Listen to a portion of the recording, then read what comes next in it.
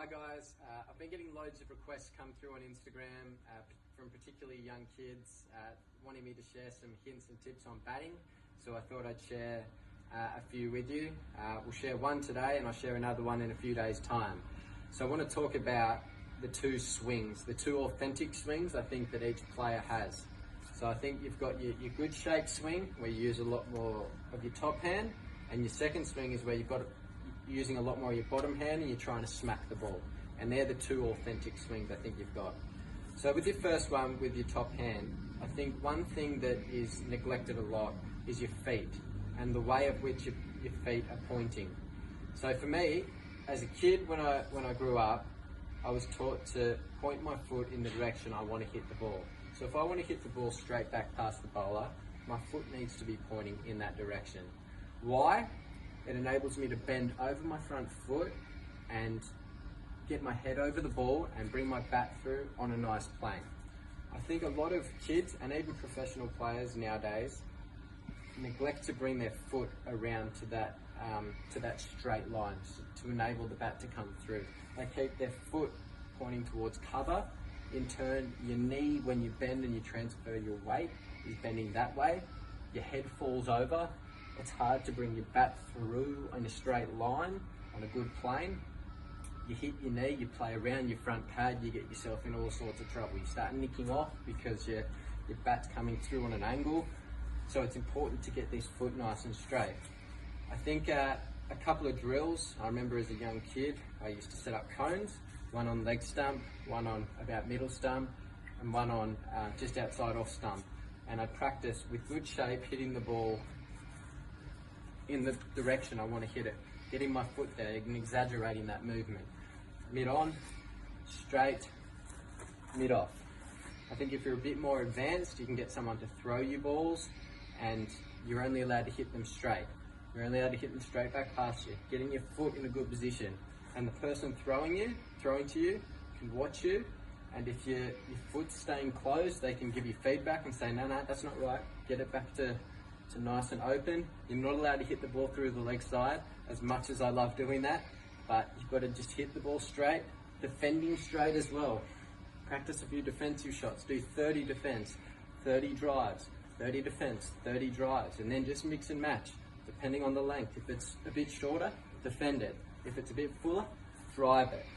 You can do that with the bowling machine as well, if you're a bit more advanced, but that's a great drill to I guess, get that muscle memory of your foot pointing in the right direction, helping your bat come through on a nice plane, and it'll help you score a lot of runs down the ground. So there's the first swing. Hope you guys enjoy that. I'll share the second one with you in a few days' time, and I hope to hear your feedback. Hi guys, back here with you again today to share with you what I think is the second authentic swing. We went over the first one the other day, which was using more of this top hand and getting your foot pointing in the direction that you want to hit the ball. With this second swing, it's about being a bit more powerful and trying to clear the rope. So your bottom hand comes into play a lot more, and I'm going to share with you what I think are the fundamentals and what's important for me when I'm trying to hit the ball as far as I can. First of all, I want to stay side on for as long as possible. So it's a bit different to the first swing where we want to get our foot open and use this hand. So I think we want to try and keep this foot locked in for as long as possible. And what that does is just keeps your hips locked in.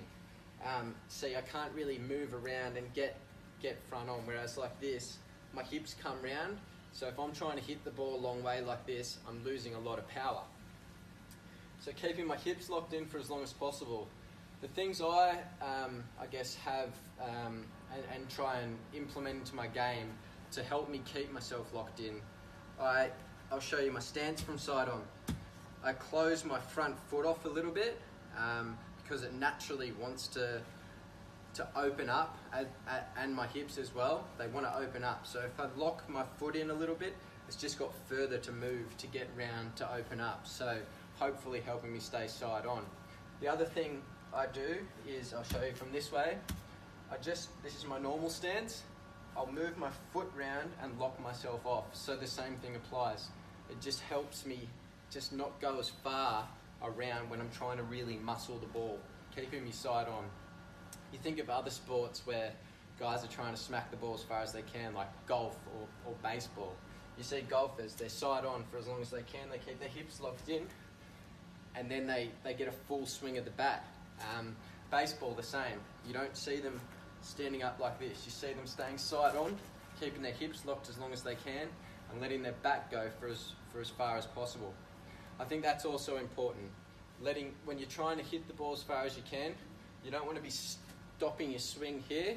You want your swing to be able to go all the way through, therefore creating the most power off the bat. I think someone that does that really well is Rishabh Pant. You watch him when he's trying to hit a six, he gives it his all, he watches the ball close, but he still just lets his bat go, and you can see the back of his bat come out the back like this. And he hits a lot of sixes that go a very long way. So those are the things that I think are really important. Remember, staying side on for me, that is the most important thing. Hope you guys can have a crack at that. Let me know what you think, and we'll be back with some more videos again soon.